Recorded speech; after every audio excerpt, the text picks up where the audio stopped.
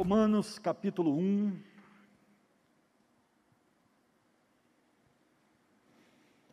Hoje nós teremos a última mensagem nesse trecho. Queridos, nós temos algumas características bem interessantes dessa igreja verdadeira. Paulo vai falar de uma igreja como alguém que está totalmente sendo direcionado por Cristo, um organismo vivo. Está pronto para discipular uma pessoa assim? Se o traficante do bairro chegar aí, sentar ao seu lado, como é que vai ser? A igreja prega muito sobre graça, mas ela tem dificuldade de demonstrar graça, mesmo quando ela mesma recebeu muita graça. O bom da graça é que a graça nos iguala. Ninguém é mais especial, ninguém é menos, porque a graça iguala a todos, ninguém merece. E Paulo escreve à igreja dizendo: graça e paz a vocês, porque são marcas da igreja, precisam ser marcas da igreja. A graça precisa caminhar no meu coração no dia a dia, porque eu preciso abraçar o meu irmão sabendo que ele é pecador e que eu também sou, e que se não fosse a graça, nós estaríamos perdidos. Então a graça precisa estar sempre em nossa memória. Eu só estou aqui pela graça, você também só está aqui por causa da graça. Se não fosse a graça, estaríamos condenados ao inferno. Irmãos, isso nos iguala. E não importa o quanto tenham errado com você. Se essa pessoa deseja não errar mais, você tem que transmitir graça. Você tem que dizer: olha, da mesma forma que Deus me perdoou, eu também perdoo você. Porque a graça precisa estar na comunidade cristã. Ela é uma das marcas principais de uma igreja verdadeira, a graça. E outra coisa, nós estamos em constante convívio. Sem graça, a gente se divide. A gente começa a criar rupturas, rachaduras. A gente começa a criar inimizades sem graça. Eu preciso ter consciência clara de que você é pecador, que você vai errar comigo, e que eu sou pecador, e que você também precisa entender que eu vou errar com você.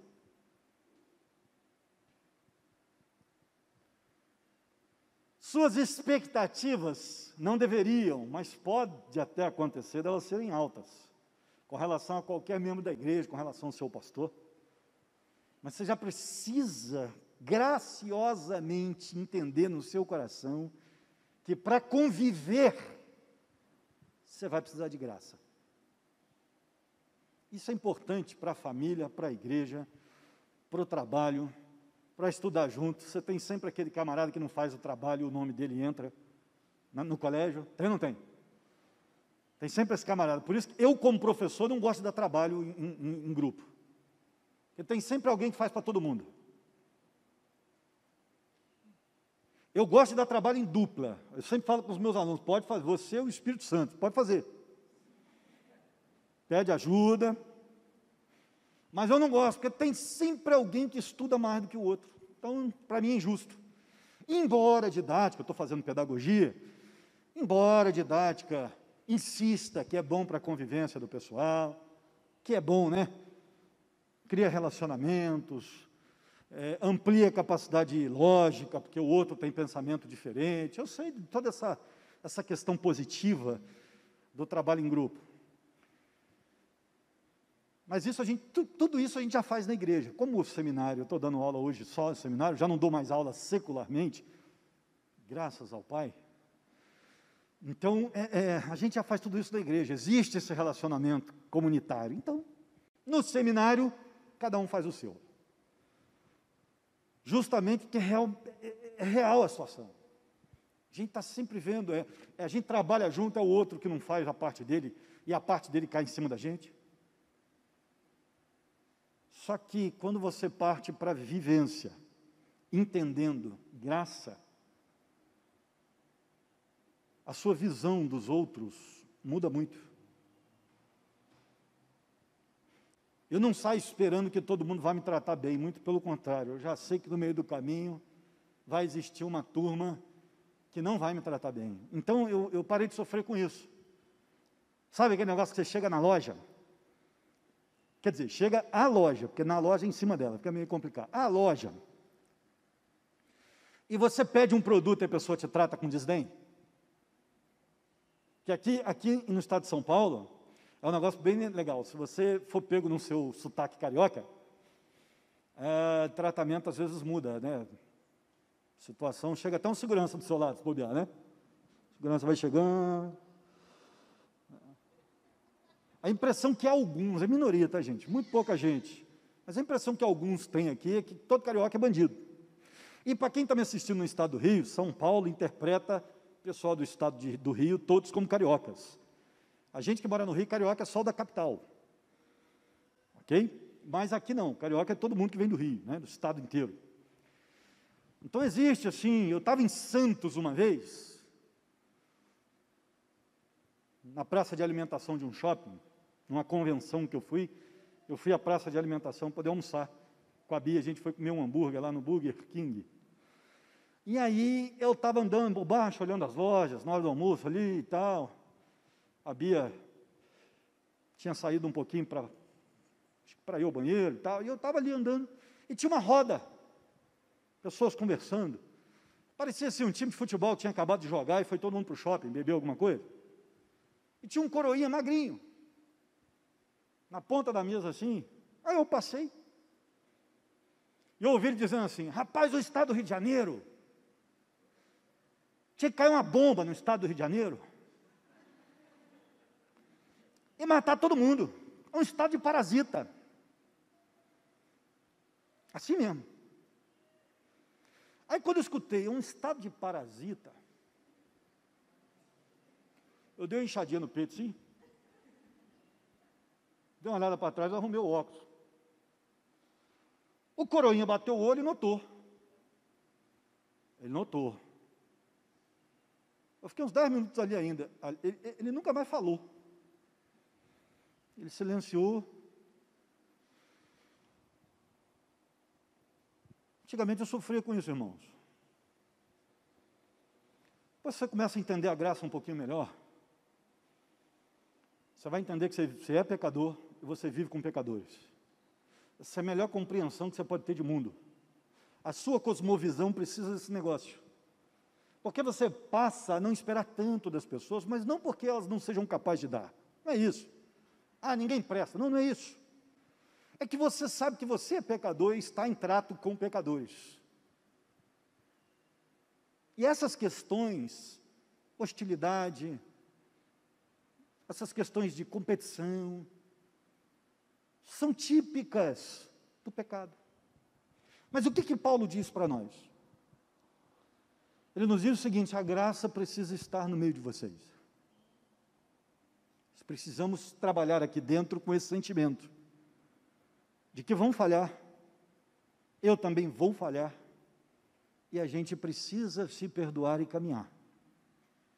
Então, se durante 2020, 2019, 2018, 2017, alguém fez alguma coisa com você, que você não tenha ficado muito feliz, tenha machucado você, lembre-se das palavras de Paulo: graça e paz da parte de Deus, nosso Pai. Se nós temos um pai, nós somos uma família. E se somos uma família, vamos conviver juntos. E uma família, para conviver bem e de forma conjunta, precisa de graça e de paz. Então aplique esse negócio à sua vida, porque a graça é o tronco, a paz é o fruto.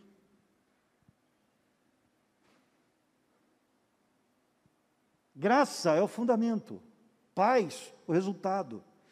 Quando a graça é estabelecida nas nossas relações, nós passamos a viver em paz. Por que a gente não vive em paz? Porque a gente não age com graça. Se falta paz nos seus relacionamentos, falta graça no seu coração. Você ainda não entendeu que você tem que perdoar. Ah, pastor, mas você não conhece meu marido, não conhece minha esposa. Eu tenho que perdoar toda hora. Mas é isso mesmo. 70 vezes 7, há quem diga que o contexto fala de dia. É 70 vezes 7 no dia.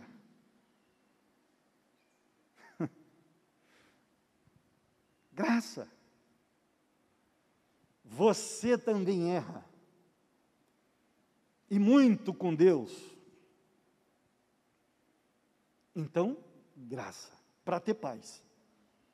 Porque senão não vai ter paz. A graça cancelou nossa dívida, irmãos, e hoje nós podemos ter paz com Deus.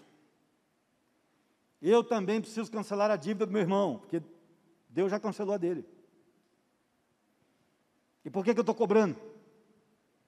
Se Deus já cancelou, inclusive a dele. Deixa eu te dizer uma coisa, de repente você ainda não percebeu. A carta de dívida que foi rasgada não foi só a sua. A do seu irmão também já foi. Está todo mundo perdoado. Quem creu, rasgou. Então a dele também já foi rasgada. E agora a gente precisa ter paz. Graça, irmãos, traz paz. E nada substitui a paz.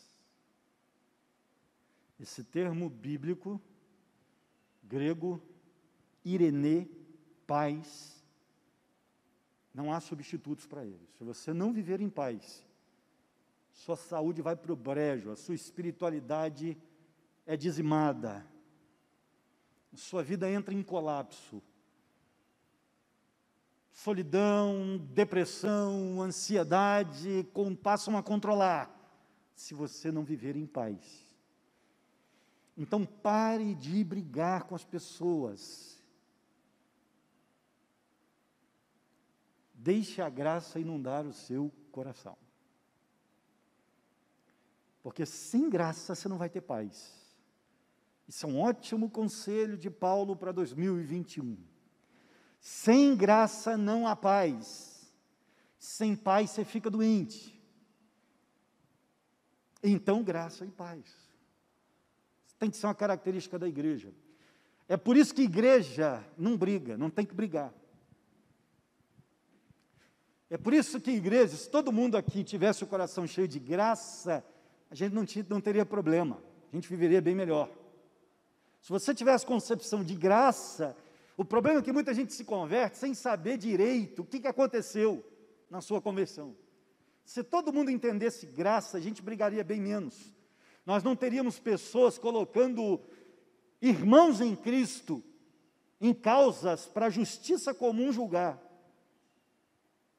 Que é um absurdo, a Bíblia proíbe um irmão colocar o outro na justiça. Mas tem gente que faz. Por quê? Porque não há graça. Não tem graça. E aí acaba não tendo paz. Todas as vezes que a sua concepção de graça falha, você tem problemas nos seus relacionamentos. Até com Deus você tem problema. Porque você vai achar sempre que Deus está querendo, está esperando o momento para pisar na sua cabeça, pisar no seu pescoço. Aí eu não posso falhar com Deus, porque senão ele vem e acaba comigo. Olha, quando Deus pesa a mão, rapaz, você não entendeu graça ainda. Que Deus nos disciplina, disciplina, a Bíblia fala, acabou, não tem conversa. Mas Deus não está querendo acabar com a sua vida, Deus não está querendo arruinar você, Deus não está esperando você falhar para poder aplicar punição. Não, nós não temos um Deus carrasco, nós temos um Pai. E Pai age com graça.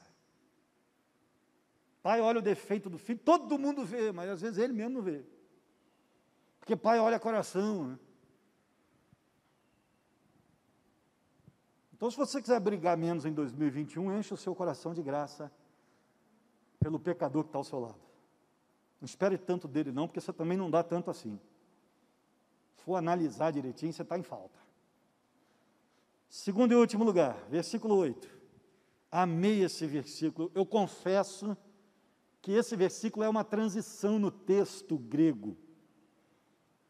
Eu poderia colocá-lo antes ou poderia colocar a partir do próximo bloco, porque ele é fator transitório. Então, parece até que Paulo já vai falar de outra coisa, e vai mesmo. Ele está terminando a conclusão dele.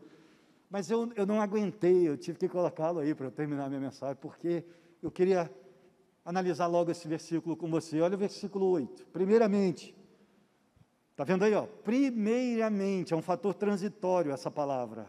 Primeiramente, agora em primeiro lugar, ele vai tratar de outras situações. Ele já abriu a introdução, ele já saudou todo mundo. Primeiramente, dou graças ao meu Deus, mediante Jesus Cristo, no tocante a todos vós, porque, preste atenção, em todo o mundo é proclamada a vossa fé. Por causa dessa última frase do versículo, alguns comentaristas defendem que esse versículo ainda faz parte da seção anterior, onde Paulo está falando das características verdadeiras de uma igreja. Porque uma igreja verdadeira, em segundo lugar, ela testemunha a sua fé. Ela dá testemunho da sua fé em Cristo. Uma igreja não pode ser calada. A igreja não foi chamada apenas para ser propriedade de Cristo. Ela também é enviada como embaixatriz ao mundo perdido. E essa palavra é uma palavra que envolve a questão de representação. Um embaixador é alguém que representa o seu senhor, o seu superior. Isso significa que onde você chega, você é um representante de Cristo, é um embaixador. E você precisa dar testemunho da sua fé. William Gattauzi diz que Paulo não sabe de uma fé que é oculta,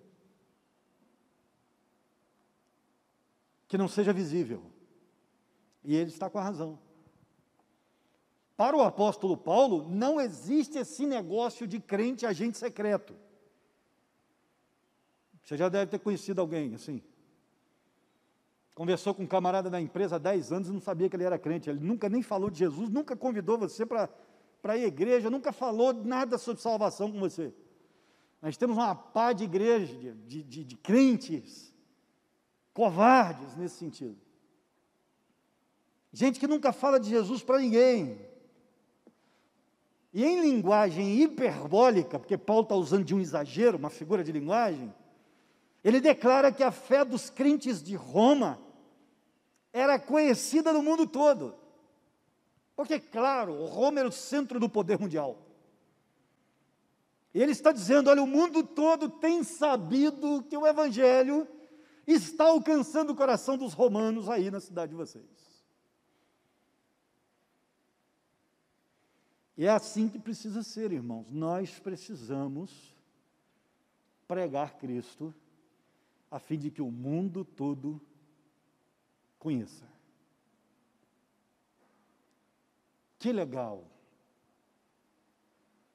Que coisa boa poder dar testemunho da nossa fé como igreja naquele dia lá do Prêmio Cidadão Taubatiano, TV Câmara em cima, gravando. Eu fiquei pasmo de saber quantas pessoas assistem aquele negócio. Porque eu comecei a receber mensagens de gente aqui da cidade. Pastor, estava bonitão lá, em lindo testemunho lá que você falou da sua mãe. Que foi nessa semana, né? Que a gente tinha perdido a mamãe lá. Nós perdemos a mãe no sábado e eu vim na quinta receber o prêmio. Fiquei lá em Volta Redonda até a quinta-feira. E aí eles fizeram uma homenagem bonita, eles colocaram uma foto da minha mãe atrás enquanto eu falava.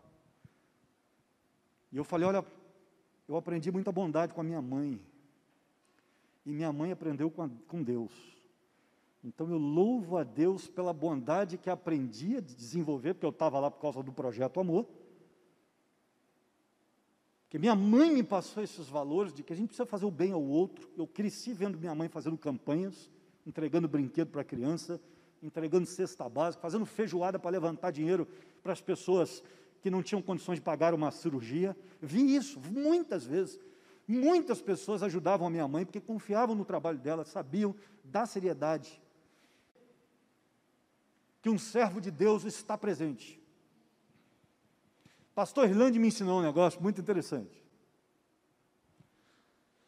Nos contatos que eu fazia com ele, quando ele começou a fazer contato comigo aqui por causa de Taubaté, aí um dia ele me ligou e falou assim, olha, pastor Luciano, eu preciso que o irmão venha pregar aqui em Taubaté, no domingo, dia tal. O irmão não vai dizer a ninguém que é candidato, o irmão virá apenas pregar. Eu falei, pastor Irlande, o senhor manda, eu só obedeço. Eu ainda estava em crise, né? Relutamos, porque a gente queria dizer não, aquele negócio todo que vocês já conhecem, foi uma batalha interior. A gente não queria vir, então fala não agora, não, vamos orar mais um pouco e tal. E aí a gente veio, né? Só que aí, antes de qualquer coisa, eu conheço o pastor Irlande, né? Antes de terminar a ligação, falei, pastor Irlande, como é que o senhor quer que eu vá? Vestido. Aí o pastor Irlande virou para mim e falou assim, pastor, tem de andar bonito. Então é importante que o irmão venha de terno. Falei, tudo bem. Naquela época só tinha um, irmãos. Peguei meu terninho e vim, né? E sempre fui pastor em periferia, né, em bairros de gente muito simples. Então, eu andava, até porque eu aprendi isso no seminário, andava conforme eu pudesse mais me relacionar com tranquilidade, para não afastar ninguém, para não afastar as pessoas. E vim. Mas eu guardei aquilo. Hoje, quando eu vou a uma reunião com o prefeito, igual eu fui conversar com o Júnior, a gente vai de maneira adequada. Não vou receber um prêmio lá igual eu fui, de camiseta escrito gratidão, de malha, não. Entende? Então, eu aprendi aquilo. Só, olha, feliz daquele que pode aprender, né? Nós precisamos entender isso. Estamos marcando uma sociedade. Agora, mais do que marcar com uma roupa, é marcar com atitudes e pregação. Não adianta nada marcar com a roupa e não marcar com amor, porque a Bíblia diz que seremos conhecidos pelo amor, não pela roupa.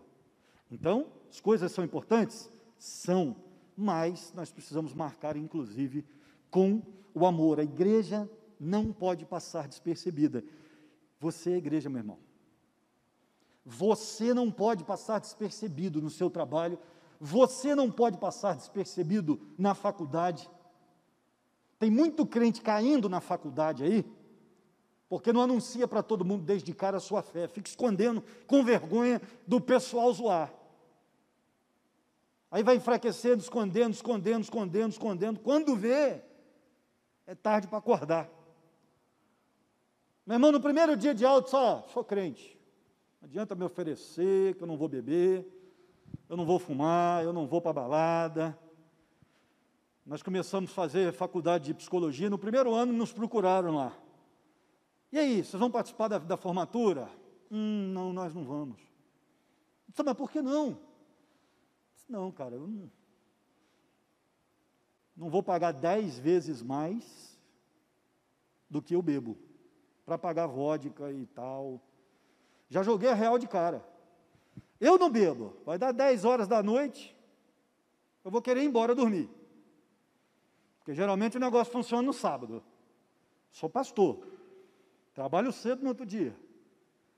Vai dar 10, 10 e meia da noite, eu já vou estar morto, porque sábado eu trabalho igual não vai rolar.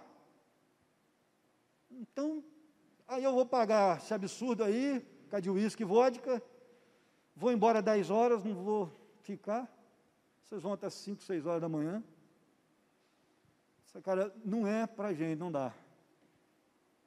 Mas claro que eu falei com amor, né, com carinho. Também não fui grosso. E aí a Bia deu uma ideia maravilhosa. O dinheiro.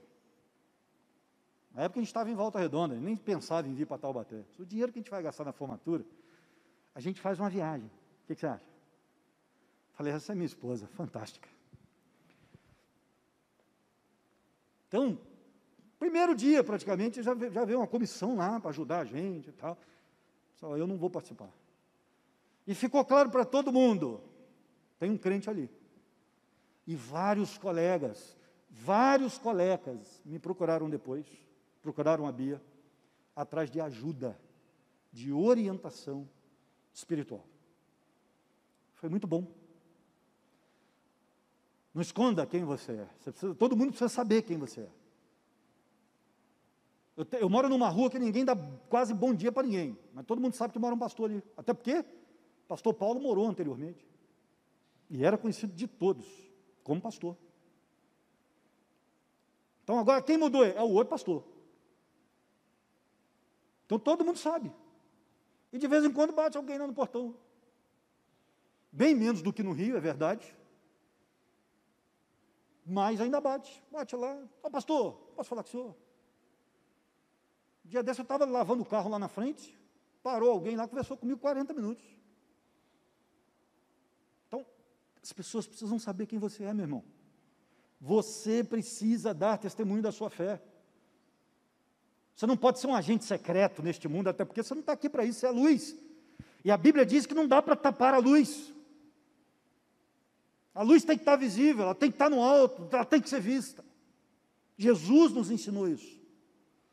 Uma igreja local não pode ser um prédio escondido atrás dos muros, onde só entra quem sabe do caminho secreto. Não. Ela tem que estar aberta à comunidade, com placas de convite. E quando a comunidade entra, tem de haver graça, tem de haver sorriso no rosto. Bom dia, que bom que você está aqui. Quem é você? Isso tem que acontecer. Uma pessoa não pode entrar numa igreja e sair e ninguém falar com ela. Isso é o cúmulo do absurdo. Você se imagina uma pessoa vindo até Cristo e Cristo virando as costas para ela? Você imagina que isso seria possível? Por que a gente faz?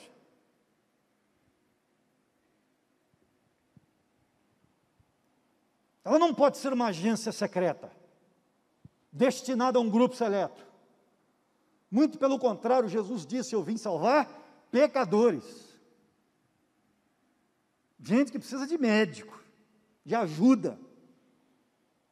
Porque, queridos, é muito fácil ter uma igreja só para elite. Muito fácil. É fácil pastorear. Pessoal que tem estrutura de vida, não precisa de nada, não.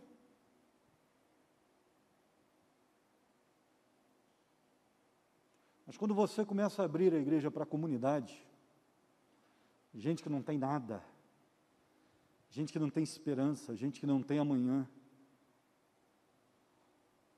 aí você vai descobrir o que é trabalho. Porque dá trabalho cuidar desse pessoal. Mas a igreja não pode passar despercebida. Ela não pode estar numa contingência limitada ou seletiva. Jamais. Ela precisa estar aberta para todos. Nós fizemos 3 coisas nesse ano de 2020 que eu amei fazer. Que eu fiquei muito feliz em fazer como igreja. Primeiro, a campanha de arrecadação de alimentos no início do ano, emergencial, de forma imediata. Quando a cidade parou, nós montamos uma campanha aqui para arrecadar alimentos para as pessoas da comunidade. E as pessoas confiam tanto nessa igreja que fardos, né, Henrique, eram deixados por estranhos aqui na porta. Só viemos entregar para vocês, né, irmã Rosângela? Seus irmãos participaram com a gente, ficando aqui, fazendo escala, semanalmente. Fardos eram deixados aqui, e uma vez eu estava ali, na frente, Eu também entrei na escala, e aí parou uma pessoa com os fardos de arroz, feijão e tal. E disse, você que é o pastor? Eu disse, que legal. O cara não conhecia a gente, ele nunca tinha entrado aqui. Mas foi uma coisa que eu amei fazer. Por quê? Porque a igreja precisa estar presente na comunidade. Ela precisa refletir essa luz de Cristo. Ela precisa dizer à comunidade, nós estamos aqui para amar vocês, para fazer algo por vocês. Uma segunda coisa que eu amei fazer esse ano, eu estou terminando.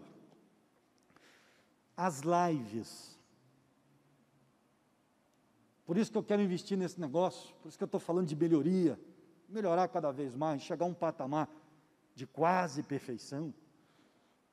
Porque vocês não têm ideia da quantidade de mensagens que nós estamos recebendo, inclusive pessoas de fora do país, em outros lugares do mundo, que nós estamos ajudando, pastoreando e ganhando para Jesus. Alguns estão vindo para cá, nós já temos pessoas frequentando a igreja, frutos das lives. Mas nós não temos condições de saber o impacto, de ter noção do impacto da quantidade de pessoas que estamos alcançando e nem de quantas estão se convertendo através das nossas lives. Isso sem falar da manutenção da fé de crentes. Por exemplo, irmã Alessandra Caldim, com sua família, irmão Douglas, os meninos, eles praticamente não perdem lives nossas, porque eles têm muita saudade da igreja. Tem uma irmã chamada Jéssica, que, se eu não me engano, está no Canadá, que foi membro da nossa igreja, e que vira e mexe, ela sinaliza para a gente que está nos ouvindo. Tem uma outra pessoa da Irlanda, que eu não me lembro o nome agora, que está sempre entrando em contato. Pastor, aqui o sinal da Irlanda está lindo, está fantástico. Ela nos acompanha na Irlanda. Pessoas que passaram por aqui, conhecem a igreja, confiam no trabalho da igreja, e que estão sendo ajudadas na sua fé. Então, amei fazer isso, porque a igreja se mostra interessada àqueles que não podem estar, como é o pessoal da nossa terceira idade. Uma boa parte não pode estar com a gente. Inclusive, só abrindo um parêntese, eu amei fazer aquela serenata, Gabriel. O Gabriel, desde o princípio, ele pegou aqui no braço, o Clécio do outro, vamos junto. Vamos falar, se tiver que morrer nesse negócio, nós vamos morrer. Mas vamos junto. E graças a Deus pela vida do Clécio, a vida desse menino que nós pegamos junto aqui, vamos trabalhar então, junto com as secretárias da igreja, no princípio a Sara, depois a Jéssica, vamos fazer, vamos cuidar desse povo. E olha que legal, o Martinelli cuidando dos novos, junto com o Joel, essa turma bonita aí dos novos convertidos, vamos pegar, vamos cuidar desse pessoal.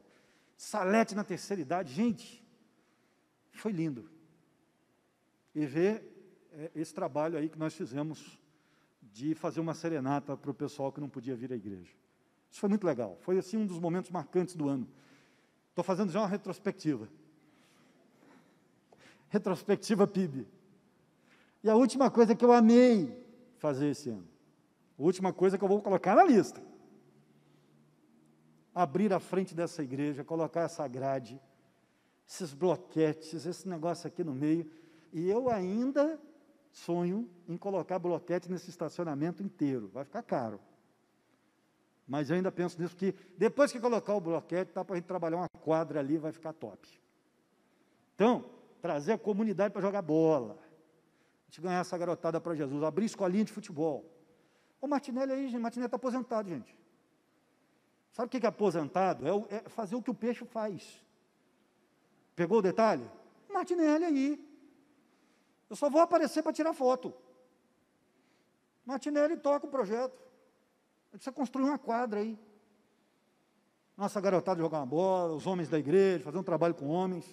Clécio já falou comigo, pastor, nós vamos reativar os homens da igreja. Eu falei, rapaz, estou contigo, não abro. Gente, eu amei fazer essa obra aí. Ficou ótimo. O pessoal tem falado dessa obra aí. Abriu a cara da igreja, colocou a igreja lá na comunidade. As pessoas agora sabem que nós existimos. Elas não precisam mais ficar procurando. Está aqui, está evidente. E graças a Deus por isso. Então, irmãos, ações grandiosas para mostrar a nossa fé à sociedade. Só que não adianta fazer isso se você não fizer isso na esfera pessoal. Você também precisa fazer a sua parte, porque cada um de nós é um luzeiro neste mundo. Precisa ser evidência da fé em Cristo e precisa ser mostrado àquele que não conhece. Porque você só está aqui desfrutando das bênçãos de Deus, porque alguém se arriscou, se mostrou e pregou para você. Nunca se esqueça disso. Amém? Mude isso em 2021. Chega de uma igreja secreta. Se você é a igreja secreta, não seja mais. Fale da sua fé. Vamos orar? Senhor Deus, muito obrigado por tudo que temos aprendido com Paulo aqui aos domingos pela manhã. Que maravilha! Nós adentrarmos por essas vielas com grandes segredos da fé com o apóstolo Paulo. Isso tem sido motivo de muito crescimento para nós, nós te agradecemos. Abençoe esta palavra, abençoe tudo aquilo que podemos absorver dela e que cresçamos de uma maneira distintiva, de uma maneira evidente, aguda. Enquanto crescemos com o Senhor, que possamos também levar outros ao caminho da fé, trazer outros à Tua presença. Não permitas, ó Deus, que sejamos covardes em tempos de perdição em massa, que sejamos luz, sal para esta terra. Nós oramos, ó Deus, que possamos evangelizar esta cidade com força, sob o poder do Teu Espírito, que confiemos no poder do Senhor para fazer isso. Oramos em nome de Jesus Cristo. Amém.